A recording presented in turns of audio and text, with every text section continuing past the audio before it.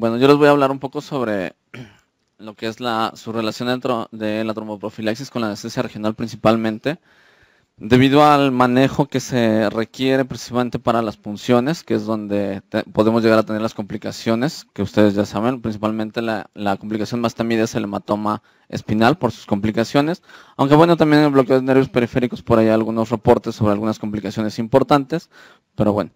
Bueno, como ya nos habló el doctor, yo no voy a tener mucho en esto, principalmente de la clasificación. Igualmente esta diapositiva el doctor también ya la presentó sobre los casos aquí en el Hospital de Especialidades Centro Médico Nacional. Bueno, ahora bien, de esto sí nos vamos a tener un poco. Principalmente todos los pacientes hospitalizados llegan a presentar hasta tres factores de riesgo, y principalmente en la cirugía ortopédica, que es en donde más se utiliza a veces los bloqueos tanto espinales como de nervios periféricos, aunque no exclusivamente, ya hay muchas otras áreas donde se están aplicando y se deben de aplicar, ya hay evidencia para esto, a diferencia de la anestesia general. Pero bueno, la incidencia en la ortopedia puede ser bastante alta, del 40 al 60%, y con tromboembolismo pulmonar del 3 hasta el 28%. Y como mencionaba el doctor, de los factores de riesgo elevado, ¿sí? Tenemos la artroplastía tanto de cadera como de rodilla, el trauma mayor, la cirugía o las lesiones espinales, que son de las cirugías que a veces se presentan con mayor frecuencia, todo lo que son las fracturas de cadera para las hemiartroplastías. Y como les mencionaba, la cirugía ortopédica es altamente trombótica. La incidencia puede ir del 20 al 30 o hasta el 60% de los pacientes. Y hay diferentes factores como la activación de la coagulación sanguínea, un estado de hipercoagulabilidad por el trauma de los tejidos, ¿sí? La liberación de las sustancias proinflamatorias, principalmente la liberación de interleucinas 1-6, las factores de necrosis tumoral y las... ¿cómo se llaman? Ay, se me olvidaron. Bueno, también a estas venosas de miembros pélvicos, las lesiones venosas, principalmente de las venas femorales, y bien el uso de cemento, que puede ser procoagulante, y el uso de la isquemia. Aquí dentro de las sustancias proinflamatorias también la liberación de metaloproteasas, ¿sí?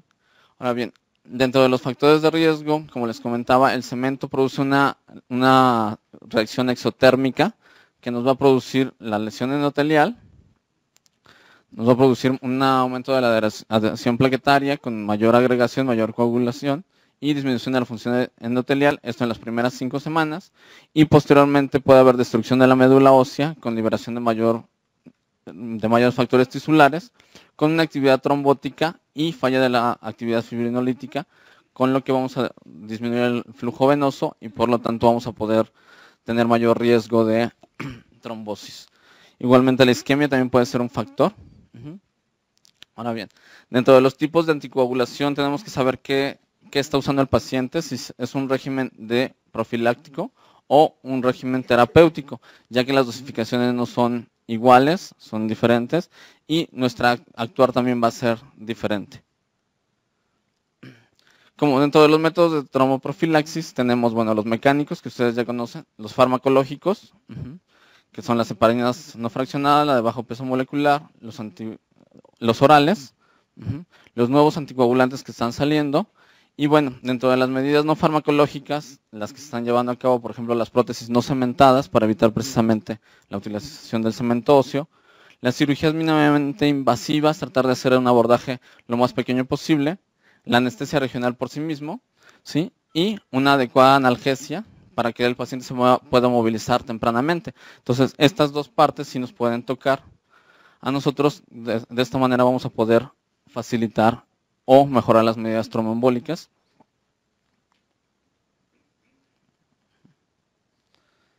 Algunos de los tipos de cirugías que nos van a producir mayor carga trombótica, como les decía, la cirugía articular de cadera, de rodilla, todos los huesos largos, la cirugía de columna, las inmovilizaciones prolongadas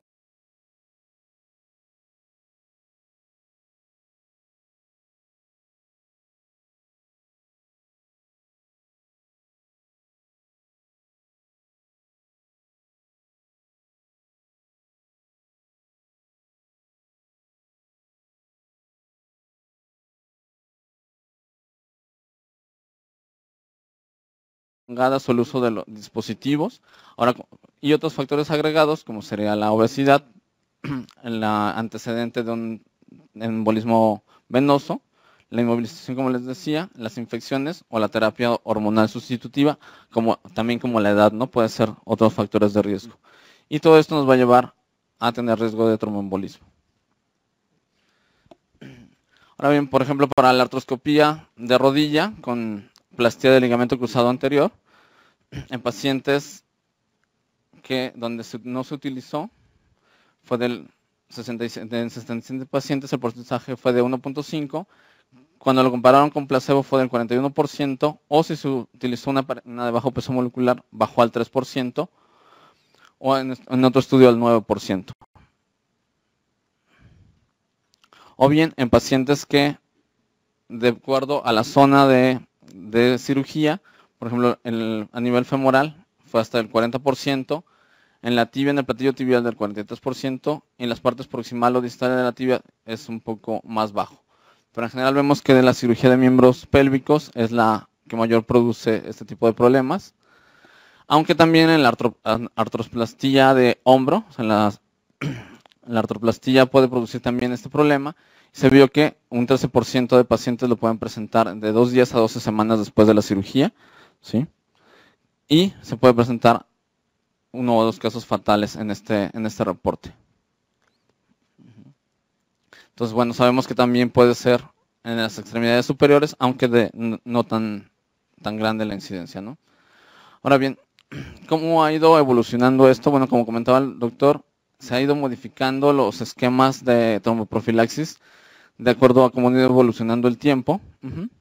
Y bueno, ahora en vista de todo esto, bueno, ¿por qué vamos a elegir una anestesia regional? Podrían decirme, bueno, pues mejor le damos anestesia general y más fácil, ¿no? Ya, se acabó el problema y no podemos correr estos riesgos. Pero bueno, se ha visto que la anestesia regional produce ciertos beneficios al compararla con la anestesia general, principalmente en este tipo de pacientes, por ejemplo en la artroplastía, donde vemos que disminuye realmente la incidencia de enfermedad tromboembólica cuando se utiliza la anestesia espinal comparada contra la anestesia general en 3 diferentes estudios. O bien en este otro estudio donde también disminuye la mortalidad al utilizar, la mortalidad y la morbilidad al utilizar la anestesia epidural o espinal para tratar estos pacientes. Entonces, bueno, vemos que sí hay beneficios. O por último, el de las guías escandinavas, donde vemos que para algunos tipos de pacientes, no solamente para la cirugía ortopédica los estamos utilizando. Por ejemplo, para el uso intraoperatorio para control del dolor, hay una recomendación, no la veo, 1A. Para el dolor obstétrico, igualmente. O por ejemplo, para cuando se compara el uso de bloqueo de nervios periféricos más anestesia general, también la recomendación es un nivel alto. O para la cesárea, la histerectomía, la prostatectomía, la cirugía vascular. Para los pacientes que presentan tetraplegia, para disminuir la respuesta simpática, ¿sí? Todos estos pacientes vamos a ver que hay un aumento en cuanto al confort o una disminución de la morbilidad o de la mortalidad al utilizar anestesia regional a comparación de anestesia general. Entonces, bueno, basados en esto podemos ver que sí es factible su utilización, realmente es mucho más segura en ese sentido y tenemos mejores resultados. Ahora, bueno, perdón. ¿Cuál es el impacto que tiene la anestesia regional sobre la enfermedad trombótica? Bueno, va a haber un aumento del flujo sanguíneo arterial y venoso, una disminución del tono simpático con un efecto protector endotelial, una inhibición directa de la coagulación y de la función plaquetaria, hay una reducción del sangrado y una prevención del estado de hipercoagulabilidad, ¿sí? Y por lo tanto hay una inhibición y una disminución de la liberación de mediadores inflamatorios con, como sabemos, hipotensión. En ese sentido, la reducción del sangrado se ha comparado, por ejemplo, el bloqueo de compartimiento del psoas contra bloqueo espinal o contra anestesia general, y se ve que disminuye la cantidad de sangrado, por ejemplo, en artroplastías, o cuando se compara bloqueo subaracnoideo contra anestesia general, igualmente en artroplastia de cadera, también disminuye el sangrado o incluso disminuye la cantidad de uso de vasopresores para mantener la TA, el utilizar el bloqueo espinal a comparación de la anestesia general. Y bueno, sabemos que la anestesia general es la única que nos va a disminuir realmente la respuesta metabólica al trauma, por lo tanto, bueno, va a haber una disminución de todos los mediadores de la inflamación. Y bueno, como les decía, reduce la incidencia de trombosis venosa profunda y mortalidad en fracturas de cadera, aunque, bueno, no hay una evidencia suficiente, ¿no? Ahora bien, para algunas otras cuestiones, como por ejemplo la funcionalidad, en pacientes con prótesis de rodilla, vamos a tener los pacientes que se manejaron con PCA de morfina en azul, los que se manejaron con una bomba epidural en amarillo, o con bloqueo, perdón, este es el, sí, o con una infusión en un nervio periférico. En cuanto a los grados de flexión y en cuanto al tiempo de evolución, vamos a ver cómo en los dos primeros grupos de anestesia regional, a comparación de los grupos azules, que son los de PCA de morfina, la funcionalidad después de una prótesis de rodilla es mucho más alta, con mayores grados de flexión de la misma. O bien, cuando pacientes postoperados de fractura de acetábulo, cuando se utiliza un catéter a nivel del plexo lumbar contra los controles, vamos a ver cómo se vamos viendo en cuanto a la movilidad. En cuánto tiempo empezaron a caminar, vamos a ver que el 100% de los pacientes alrededor de las 3 semanas ya podían caminar, a diferencia de los que se utilizó como control, que tardaron hasta 7 semanas para poder llevar a cabo esto. O igualmente para prótesis de rodilla, este es el grupo epidural, el de bloqueo periférico o el de PCA con morfina. Los días de rehabilitación, como el grupo de peridural es el que lleva a cabo la recuperación más rápida, después el grupo de bloqueo de nervios periféricos y por último el de PCA de morfina. Esto igualmente en prótesis de rodilla, como la funcionalidad mejora al tener instalado un catéter ya sea epidural o en nervios periféricos. Ahora bien, en cuanto a los riesgos para presentar un hematoma, como les comentaba, ese es nuestro riesgo y es el del tema de hoy. Y me voy a hacer un poco para acá porque no veo. Vemos que en pacientes que no utilizan heparina, el riesgo relativo de desarrollar un hematoma, ¿sí?, en una punción atraumática es de 1, una punción traumática es de 11, pero si se asocia con aspirina, bueno, es de 2.54. Ahora bien, en pacientes que reciben heparina, el procedimiento, si es atraumático, es del 3.6, si es traumático es del 11.2. Cuando se utiliza heparina una hora antes de la punción puede aumentar a 2.18, o cuando se utiliza heparina antes de una hora del procedimiento aumenta hasta 25, ¿sí? Y por último, si se asocia el uso de heparina con aspirina, va a aumentar hasta el 26%, ¿sí? Entonces son los riesgos de la utilización de este tipo de fármacos de acuerdo al horario y a lo traumático o no de la punción, ¿sí? Y bueno, este es un ejemplo de un hematoma epidural. Esta línea de aquí es una resonancia magnética donde se ve esto, que es nuestra principal complicación, ¿no? Bueno, como comentaba el doctor, tenemos que ver el riesgo entre la tromboprofilaxis y el riesgo de hemorragia. Y bueno, de acuerdo a este estudio, donde se valoró cómo se manejaban los pacientes de cirugía ortopédica, principalmente de fractura de cadera, ¿sí?, en 6.800 pacientes, se vio que la mayoría se les daba anestesia general, a otra parte se le daba anestesia espinal, a un pequeño porcentaje bloqueo epidural, a otro pequeño porcentaje bloqueo de nervios periféricos solo, a un porcentaje un poquito más alto bloqueo de nervios periféricos más anestesia general, y por último bloqueo de nervios periféricos más anestesia espinal. Entonces, esto es lo que se estaba haciendo en ese momento, en este estudio, cómo se estaba manejando las fracturas de cadera.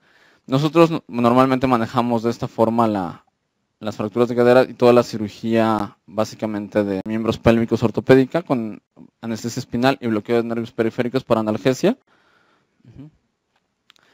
Como aquí vamos a ver lo que es el bloqueo de plexo lumbar, la colocación de un catéter continuo con un bloqueo ciático continuo, agregado un bloqueo subaracnoideo como manejo anestésico de una artroplasia de cadera, o bien para la artroplasia de rodilla, igualmente un bloqueo femoral continuo, se puede agregar un bloqueo ciático continuo, o bien un bloqueo del plexo lumbar con un catéter como en la artroplastia de cadera también.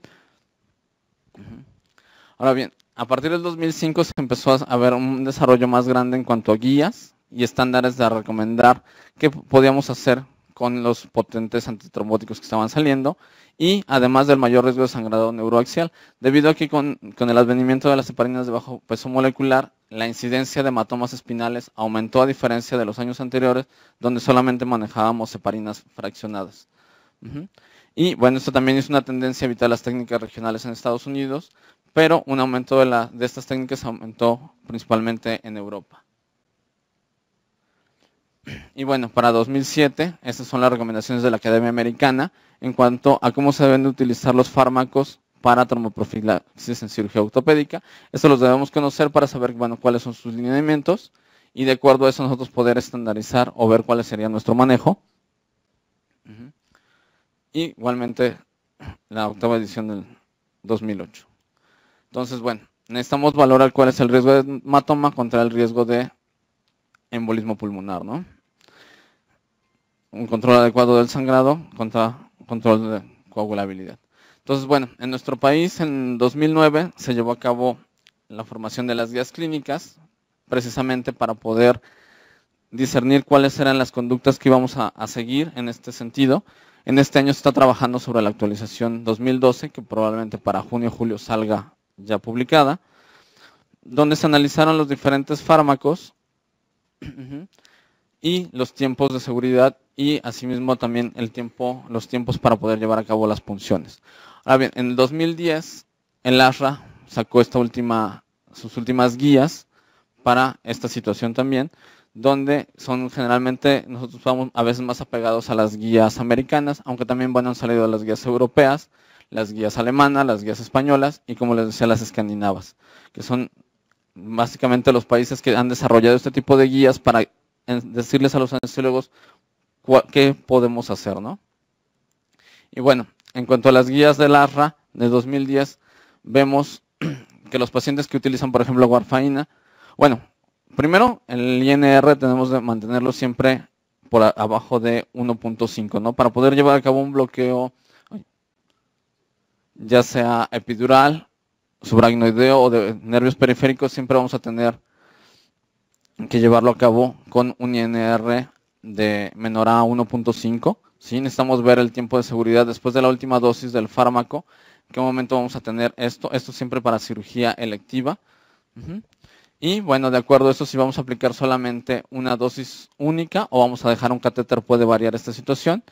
Y bueno, por ejemplo, con los nuevos anticoagulantes como el Fondaparinux, la punción epidural a veces no está recomendada. De hecho, el fabricante no recomienda el uso de anestesia espinal cuando se utiliza. Y bueno, aquí tenemos principalmente los tiempos de cuando se utiliza, ¿no? O bien en pacientes, como les decía, con warfarina o con terapia antiplaquetaria, ¿no? Y bueno, un punto importante en cuanto a estas guías es, bueno, la presencia de sangre durante la colocación del catéter no necesariamente pospone la cirugía. O sea, el que nosotros tengamos sangrado no nos va a impedir que se lleve a cabo la técnica, pero sí el inicio puede retrasarse de la heparina de bajo peso molecular, se puede retrasar hasta 24 horas. En lugar de iniciarlo a las 12, podemos retrasarlo un poco más, hasta 24. Vamos a hacer un monitoreo neurológico continuo cada 2 horas, hasta que haya pasado el tiempo de riesgo. Y también, si se puede, hacer el monitoreo del INR. Y en pacientes que se utiliza inhibidores de trombina, fibrinolíticos, podría estar contraindicado el bloqueo. Y no hay una evidencia de la recomendación en pacientes que utilizan Fondaparinux. Entonces, bueno, les comentaba, el fabricante recomienda el no utilizar anestesia espinal con su uso. Entonces, bueno, sería uno de los principales inconvenientes. Pero bueno, si se lleva a cabo los tiempos de seguridad, se puede utilizar. Ahora, dentro de estos consensos también una parte importante es la mención del uso de ciertos alimentos o complementos como el garlic, el ginkgo o el ginseng, que sí pueden también afectar la agregación plaquetaria y por lo tanto debemos tenerlo presente también para su utilización de esas técnicas regionales cuando el paciente consume este tipo de alimentos o de fármacos, ¿no? Ya ven que las vitaminas, algunas traen este tipo de complementos, entonces bueno, que lo tengamos presente. Esto es en cuanto a las guías nórdicas del 2010, donde vemos de acuerdo a cada uno de los fármacos cuáles serían nuestros tiempos, ¿sí? Por ejemplo, si se utiliza heparina con una dosis menor a 5.000 unidades, bueno, podemos hacer un tiempo, un TP y unas plaquetas normales, bueno, un tiempo de 4 horas para poder llevar a cabo la técnica. Igualmente cuando se usan más de 5.000 unidades, o heparinas de bajo peso molecular, 10 horas, cuando esa dosis de menor a 5.000 unidades, o cuando es mayor a 5.000, 24 horas. Aquí ellos comentan, por ejemplo, el uso de Fondaparinux cuando es menor a 2.5 miligramos, que se tiene que esperar hasta 36 horas para poder llevar a cabo la técnica, o con el Rivaroxaban, 18 horas. Pero el Apixaban, bueno, no hay datos disponibles para hacer alguna recomendación. Los antagonistas de vitamina K, siempre el INR, como les comentaba, menor a 1.4. Y los inhibidores de plaquetas como el ácido acetilsalicílico, bueno, 12 horas es adecuado. Los AINES no se requiere, básicamente. Pero, por ejemplo, el clopidogrel o el aticoplina, 5 días para poder llevar a cabo las técnicas, ¿no? Ahora bien, lo que es la terapia de puente, que ya lo comentó el doctor, bueno, debemos desde la valoración preanestésica debemos de saber que se está haciendo esta, porque generalmente es cuando vemos a los pacientes unos días antes. Y bueno, ahí es donde vamos a saber que ya están en una terapia de puente para saber qué anticoagulante estaban usando y poder establecer el rango. Y bueno, el intervalo de seguridad, como les comentaba, principalmente para las heparinas de bajo peso molecular, 24 horas antes se debe suspender, hacer la punción neuroaxial y esperar 24 horas para utilizar nuevamente la heparina de bajo peso molecular. Aunque bueno, eso es para dosis terapéuticas, para dosis tromboprofilácticas pueden ser 12 horas las que uno deba esperar. Ahora, si se requiere hacerlo de forma urgente, bueno, pues la utilización de plasma fresco congelado o de vitamina K, ¿sí? Puede ser una opción, aunque bueno, para mantener el INR en ese nivel, ya esto, si no es una cirugía electiva, bueno, pues se puede decidir por la urgencia de la cirugía si se utiliza la anestesia espinal o más bien una anestesia general. Ya este es un escenario totalmente diferente, ¿no? Y bueno, con algunas recomendaciones para la prevención de hematomas espinales. Siempre se debe tener presente, bueno, informar al paciente de los riesgos con el consentimiento informado. Usar las agujas de calibre pequeño, agujas 27, 26, para el bloqueo subaracnoideo. Siempre que sea posible realizar un bloqueo periférico, a comparación de si tenemos un bloqueo periférico o una técnica neuroaxial, es más seguro utilizar un bloqueo periférico. Y realizar la punción en un abordaje medial frente al lateral siempre es más seguro.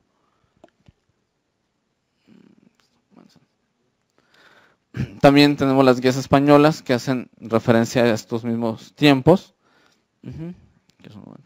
Bueno, ahora bien, en este estudio de cirugía electiva de caderas, 3 diferentes grupos de cómo se administró la terapia antitrombótica. El grupo preoperatorio, 12 horas antes, el grupo perioperatorio 2 horas antes y 4 horas después, y el grupo postoperatorio de 12 a 48 horas después. Y se vio que, bueno, en el grupo preoperatorio el 19% de pacientes presentaron trombosis y sangrado mayor 1.4, en el perioperatorio 12% y 6.3% de sangrado, o en el postoperatorio 14% de efectos y 2.5% de sangrado. Por eso a veces estos esquemas son mucho más factibles porque, bueno, la incidencia de trombosis es baja y principalmente los datos de sangrado también son bajos. Entonces se hace un balance entre el riesgo-beneficio, se ve que es mejor estos. Y bueno, en cuanto al bloqueo, esto es en cuanto a bloqueos espinales, epidural y subaracnoideo, pero bueno, en cuanto a bloqueo de nervios periféricos, como les comentaba, si lo tenemos como una alternativa, puede ser mejor que hasta el bloqueo espinal. Y aquí en este editorial es muy interesante en el sentido de que el doctor Chelly dice que ellos han tenido una casuística importante donde han retirado los catéteres sin importarles realmente mucho el tiempo de que se aplique la dosis sin tener ningún problema. Y la doctora Horlocker, que es la que ha trabajado y estudiado mucho tiempo esto y es principalmente la que ha guiado estas guías, ella dice que bueno, que no es realmente lo más recomendable hacerlo como él dice, que se debe tener siempre estas precauciones para evitar riesgos de los pacientes. Y bueno, en cuanto a las guías, estas guías desde 2010, básicamente en cuanto a bloqueo de nervios periféricos, la casuística es de una serie de casos, son 13 casos, 13 reportes en específico, de los cuales solamente hay un fallecimiento por un sangrado masivo en bloqueo de compartimiento del psoas. Los otros 13 casos son diferentes bloqueos, principalmente paravertebral y psoas, donde ha habido los datos de hematoma retroperitoneal, por ejemplo. Aunque en la aplicación de bloqueo de nervios periféricos, donde se haga, puede haber cierto riesgo de hematoma. Está reportado a nivel de interescalénico, infraclavicular, intercostal, femoral, iliohipogástrico e ilioinguinal. Todas estas ubicaciones hay reportes de que los pacientes que utilizan este tipo de terapia han presentado hematomas, ¿sí? Como les comentaba, son 13 casos los que están reportados en la literatura y de hecho pueden revisarlos en esta guía. Ay, ¿dónde quedó? Bueno, y en esta, ahí viene el sumario de estos 13 casos, donde básicamente la diferencia más importante en cuanto a la morbilidad de los hematomas es que obviamente a nivel espinal es una situación catastrófica y a veces a nivel de nervios periféricos no lo es tanto. Los hematomas se resuelven en la mayor parte de los casos sin mayores complicaciones, salvo estas que están reportadas, que bueno, uno sí llevó a la muerte, los demás son sangrados que pueden desencadenar cierta inestabilidad hemodinámica, pero que se pueden manejar sin mayores complicaciones. Entonces, por eso también hay que sopesar eso en cuanto al riesgo-beneficio de este tipo de técnicas. Bueno, sería todo. Muchas gracias.